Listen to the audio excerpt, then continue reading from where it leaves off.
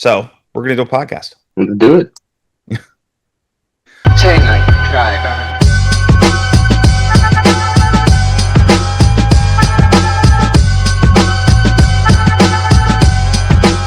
Hey guys, thanks for making time.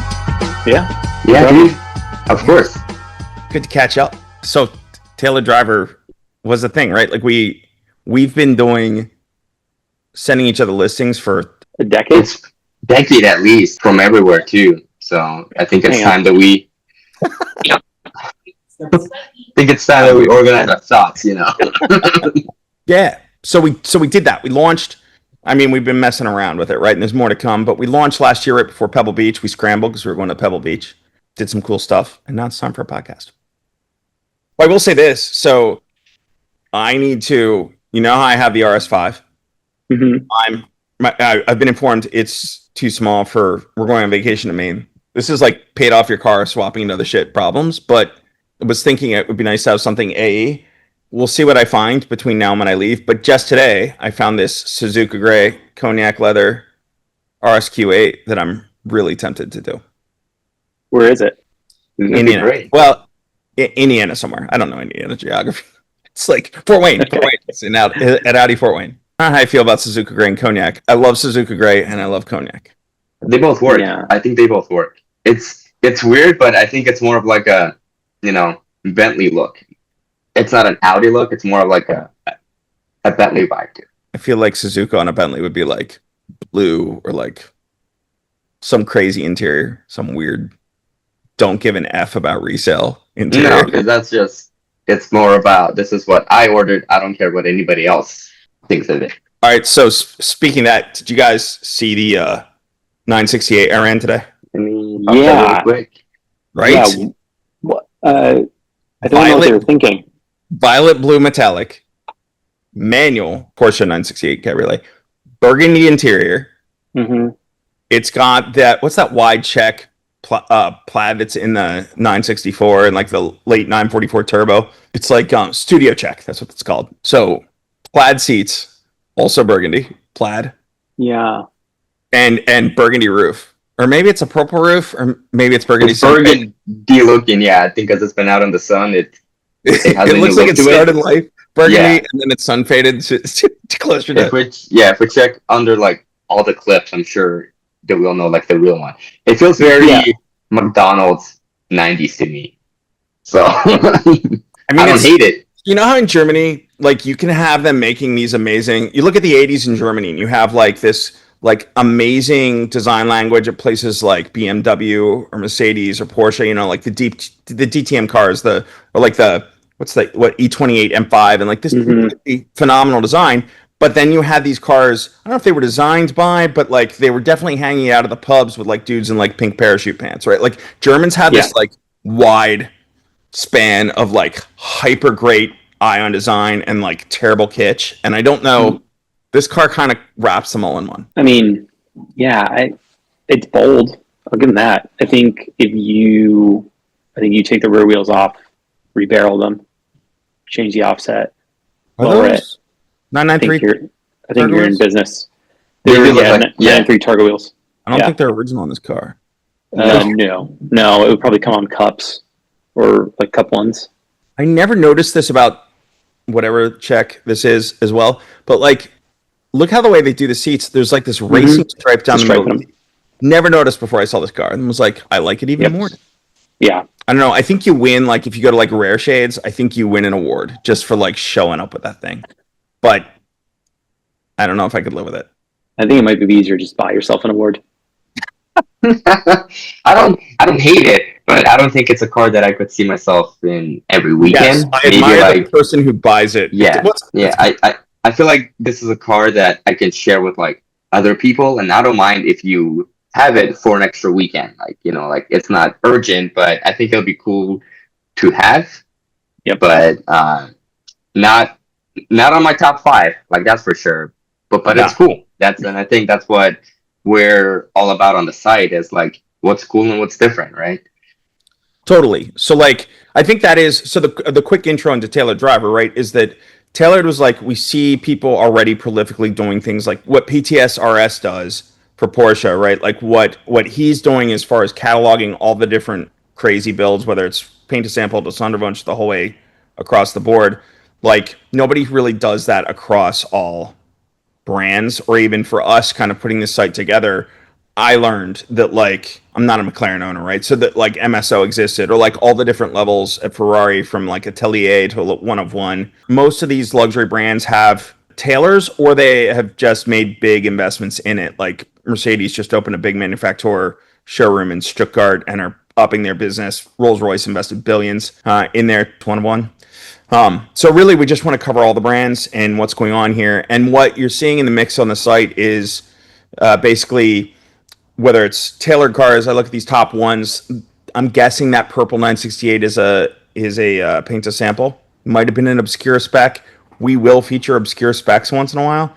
Special editions, they're not exactly tailored, but they're, if you went deep on the order guide to create a particularly tailored look, I still consider that doable. There's a pretty good mix here. There's like, you look at that apricot beige 964. That's a respray. That car showed up on Facebook Marketplace. Looks like the guy put a ton of money into it. It was Grand Prix white over tan, and he's now got like apricot beige over cream, right? Like it's a really tailored thing, but they went out of their way to make it look OEM, which I think is kind of cool.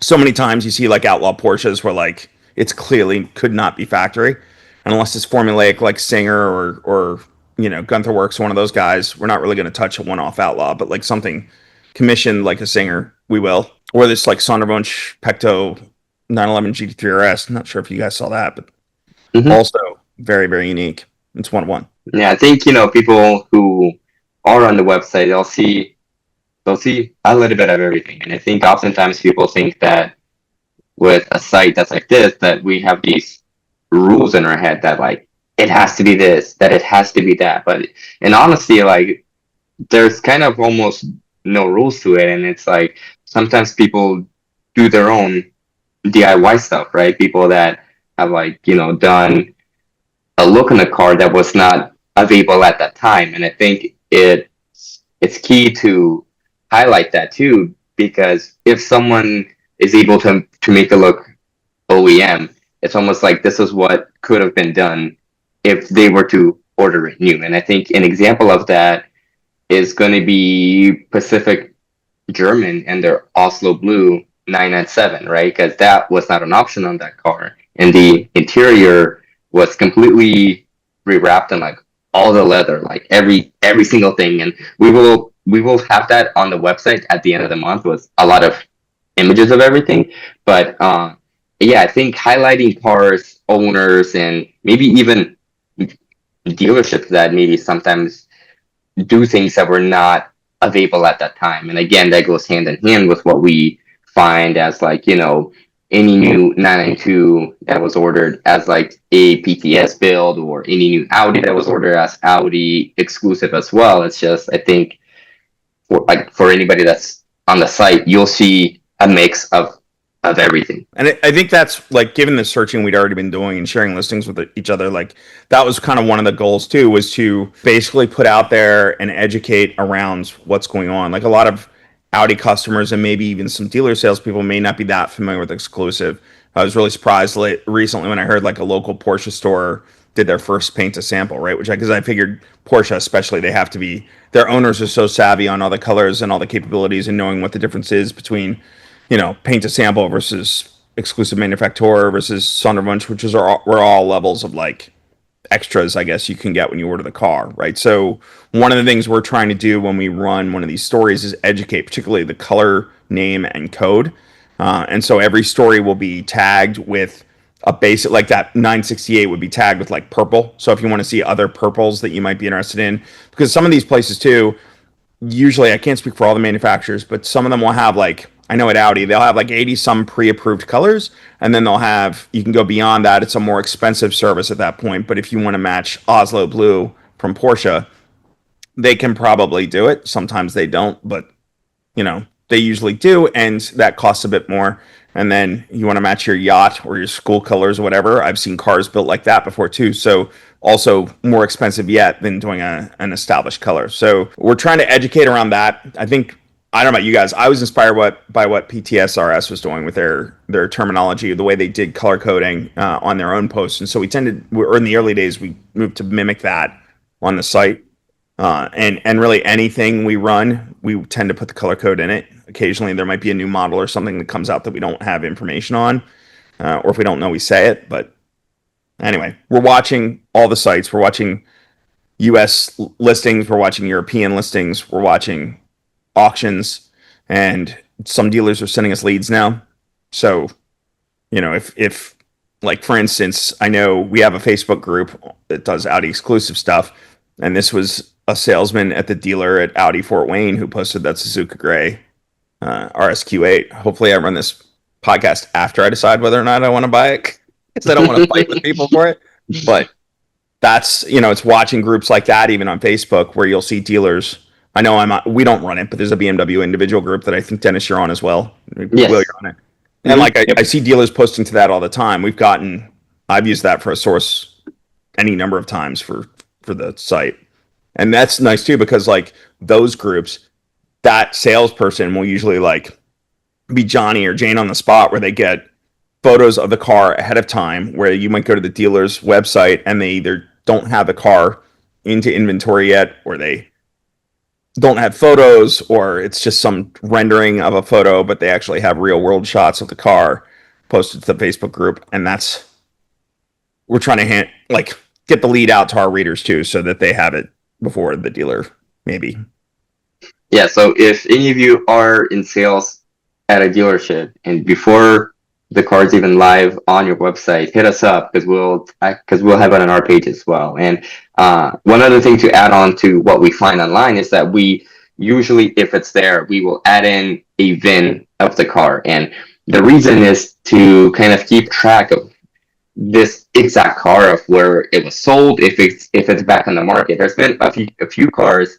I mean, our site's been live for a bit over half a year, maybe 10 months at this point. But we've had cars in there that have seen our site multiple times, and the only reason why I know that, because I looked at like the VIN. So if you're in like the market and you're like, if you Google the VIN, hopefully you'll see our site and you'll get some more information on the car. So not only are we there to educate on the paint, on the options of the car, we're also there to kind of build sale history of the car itself too. I don't know which one you guys suggested it, but the VIN thing is like, I think we took that inspiration from Bring a Trailer, because I know they do that.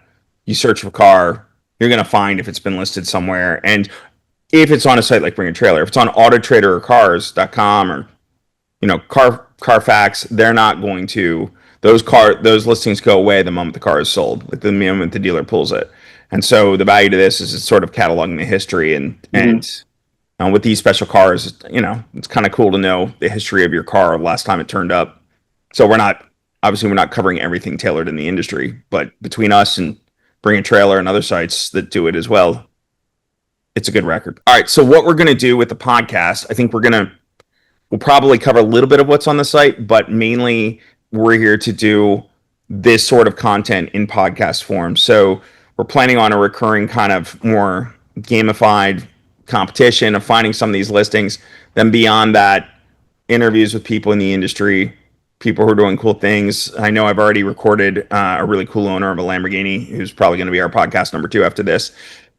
And have some other people, whether it's owners, whether it's industry people, whatever. I think it's a great way to sort of like, the challenge, I think, with this niche is it's so underrepresented. It's overrepresented in, say, PTS, right? There are a lot of people doing PTS stuff, but as a broad industry, it's not really covered all that closely. And so for us just getting the site started, it was an education for us learning the various tailors and whatever. So I think that's also giving an education to our readers about what all is out there and who's capable of doing what, including like maybe interviewing people at dealerships, even where you might have a salesperson who's particularly savvy at getting these special orders done, because even that is not always easy. Even in a factory dealership, they may not know. And so if we can introduce you to the people at the dealership who do know their way around that game, it might be worth crossing state lines.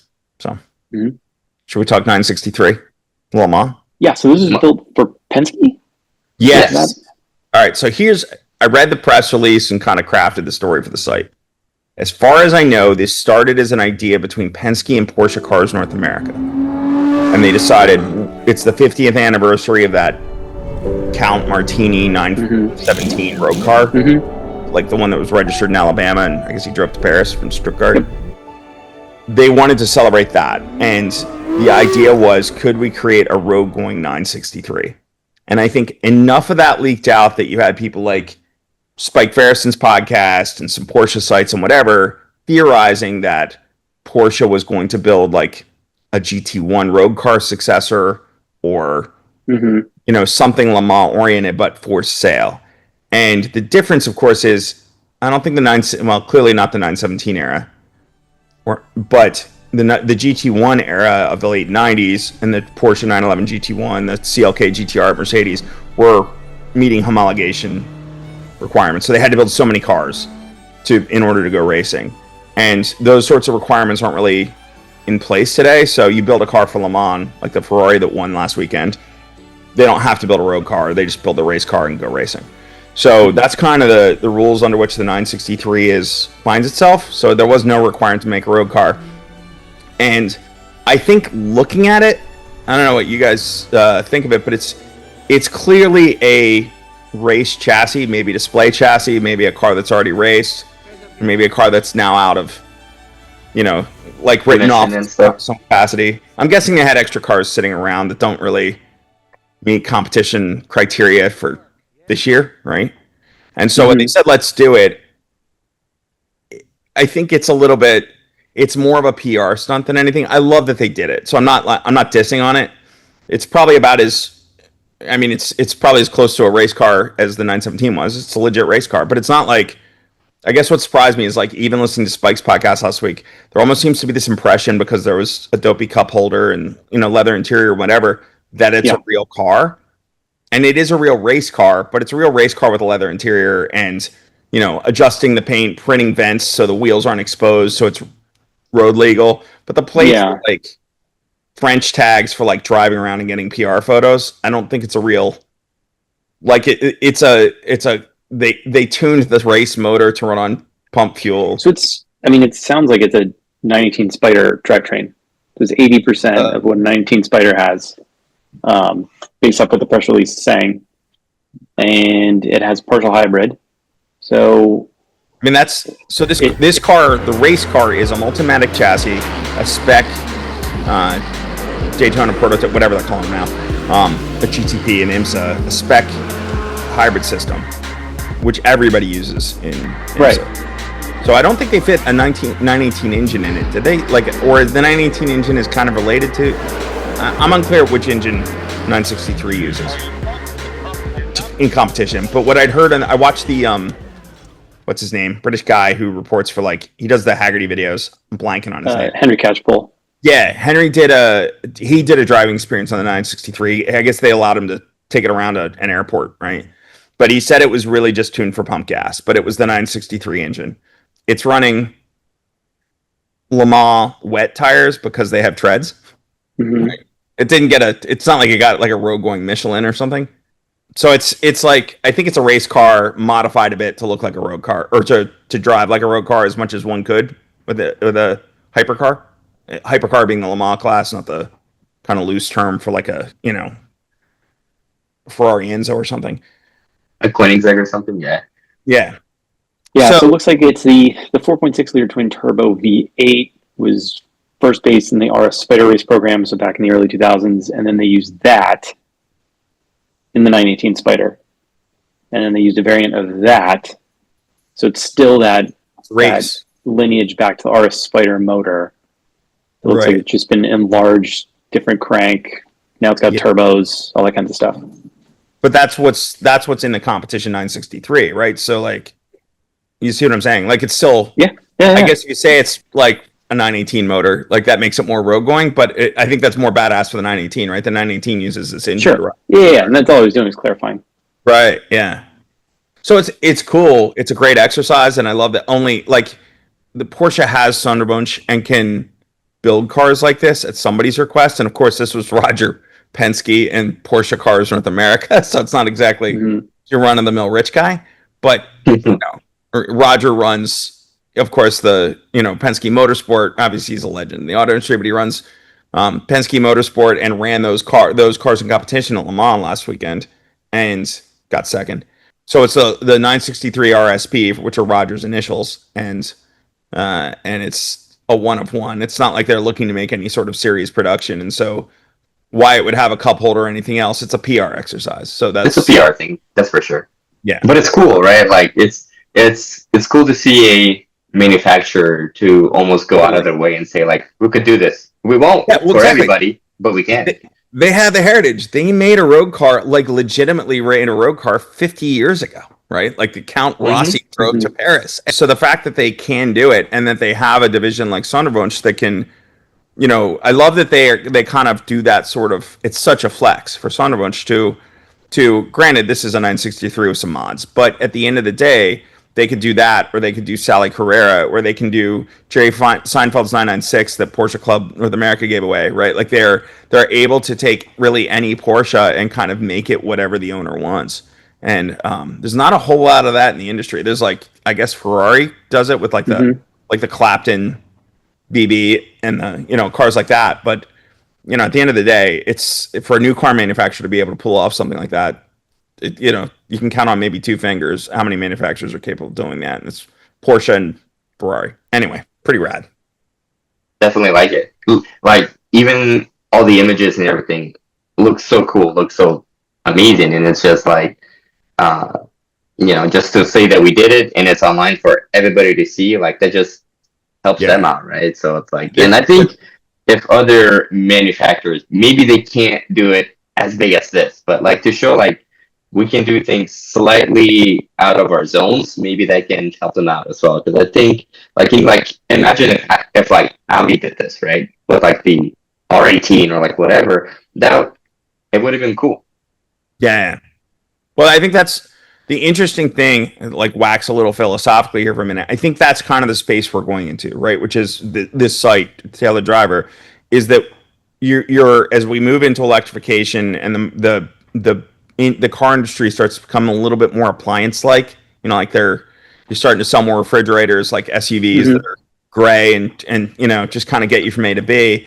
Like Singer, I think, really exposed this place in the market that is commissioned, unique to you cars. And so that's a whole spectrum from my kids used A5 with Audi exclusive paint that we bought at CarMax to like a $1.5 million, whatever it is, Singer DLS, right? And Porsche and other manufacturers are getting into that as well. There is this commissioned sort of like a modernized take on like 1930s era.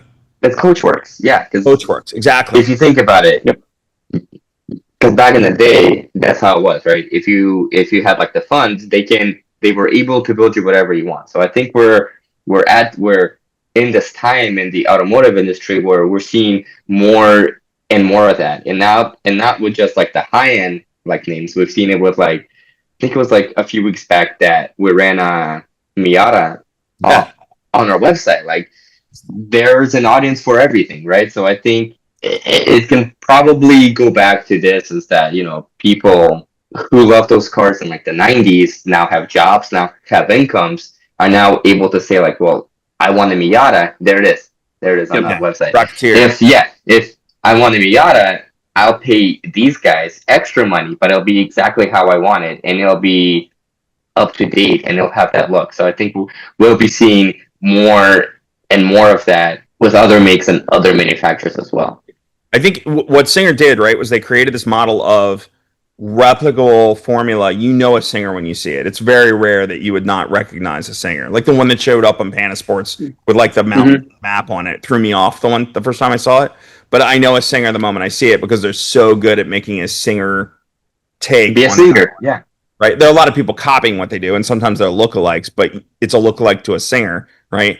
But what's great about from Rocketeer doing Miatas to Singer and above is that even is like a modernized, whereas you might have bought a chassis from Rolls-Royce and shipped it off to Arabin and Rossi or whomever back in the pre-war period.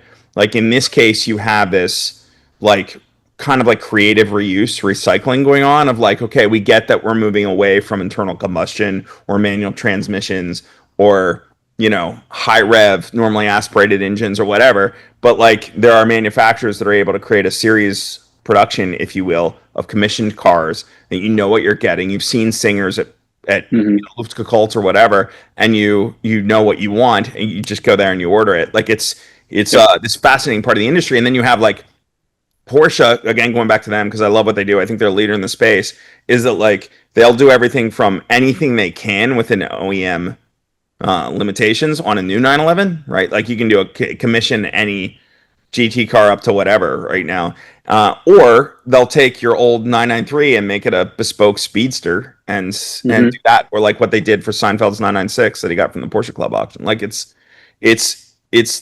on one hand you have these independent firms like Singer who are doing wonderfully, and it's so great to see. On the other hand, you see inspiration in the OEMs going like, wait, we can do that too. As much as people say the end of days are coming with EVs, like I think that's a whole other discussion. But with it really has ushered in this new era of like tailored, kind of at all levels of the spectrum. Post built, yeah. It's a rejection of the gray egg-shaped SUV refrigerators. Yeah, and I mean also it's a great profit center, right? These, you know, no oil changes, lifetime breaks, all that kinds of stuff, like the bread and butter that you make all your money in, it's gone. So you need to figure out a way through after sales, more or less, to keep the cash register ringing, and it's a great way to do it. All right, guys. Well, that's as we kind of move into this and we start doing more podcasts, we're going to grow this more. It's really just an extension of the content we've been doing already, with maybe a few other things thrown in to make things interesting. But primarily, a lot of what we're going to do in the podcast in the future is kind of interviewing either people in the industry who are doing tailored things or people who've ordered tailored cars and want to share their car and their experience, maybe previous cars they've had, whatever, in this tailored space to kind of, for the people who've already been doing it, would love to learn it, whether that's buying a car at CarMax or whether that's, you know, ordering it new. So we're not like looking for just the $1 million cars here, right? We're looking for people who just appreciate something different. And so the best way to maybe interact with us is, of course, follow us on the socials. I think everywhere we are Tailored Driver, all one word, right? Like all the platforms, that's our account. And then beyond that, we have a Facebook group that's Tailored Drivers, as I recall. Yes. Yep. Yeah. We'll add in a link to this episode too, like to all of our accounts as well. So. Right. Yeah. Good point. But so we have a Facebook group called Tailored Drivers, and you should definitely go ahead and join that and join the conversation. Right. There are car postings in there. It's not an explicitly car posting group, where I'm a member of some of those too. But this is really more for just conversation and appreciating cars. So we're not like super crazy strict about if you post your car for sale, we're not going to delete it, right? Like it's people posting listings, and it's also people just chatting. And more importantly, it's kind of creating community around this, you know, tailored thing that's not specifically Porsche or specifically Ferrari or whatever. And you know, introduce yourself. If you'd like to be featured in the podcast, you know, mention that or drop us a note, instant message on Instagram, whatever, and we can try and get you in the slot. And of course, if you're in the industry and you're working on any of this, would also love to speak to you. I got a couple of you on my short list that I'm going to be calling anyway to try and get up and try and get an interview set up. But we'd love to, in particular, we'd love to educate accurately our audience on what's going on, and that given that's moving so rapidly, to know what's going on. For instance, at Rolls-Royce, who has introduced or confirmed that they're investing billions, but hasn't really said specifically what they're doing. That's an opportunity to kind of share that if they're ready to message it, or just simply people who aren't familiar with, you know, like I said, all the different levels of Porsche, changes happening at Audi. I've heard, at least in the American market, like what they're doing is good to know, or, you know, even as dumb as revealing the 2026 model year colors that are available. I don't know, whatever. Totally, yeah. It's just it's a space for people who are interested in this sort of thing to connect. And you know, maybe that's in the form, like you said, of posting a picture. Maybe that's in the form of selling something. We have played Matchmaker successfully, but yeah, come hang out, show what you have, show when what you see want, play Matchmaker. You're talking about in that Facebook group. In Tailored Driver as a whole, so not necessarily in general, just the Facebook group, yeah, but your car, Mike's all road before we started this. FCP bought the purple S5 that we shared. Mm-hmm. Dennis, you mentioned somebody commented that they were buying a car from Ryan Friedman, I think. Yeah, it was a 991 GT3. I don't remember the color, but I think it was a 991 GT3 that, in a sense, sold because they saw it on our page. So, yep. I think we have somebody in contact with the owner of the Dakar M5 that we showed the other day. Yeah, we had a comment about an interest, and I believe it's a well-known dealership on the East Coast that's like into those cars that are rare and not easy to find. So, it's this as we all said, this works as like a matchmaking as well. So if you're in the market and you don't know exactly what you want, join the group. Just see what everybody has out there. Right. Yeah. Totally. And that Dakar M5, really quick. That's, if I remember correctly, that was a car in Europe, not the low mileage car that Zuckerman. Correct. That's no, it's one of the other 11. Or Belgium. Czech Republic. One of the other 11, but it's slick top, which makes it cool. It's also M Cross partial cloth seats, which is really, really goofy. So it's it's a country it's a car that looks cool in a country I've never been to, but if that's your cup of tea, then here it is. Okay, cool. Thanks, guys. Yeah, no problem. We'll see you guys on the next one.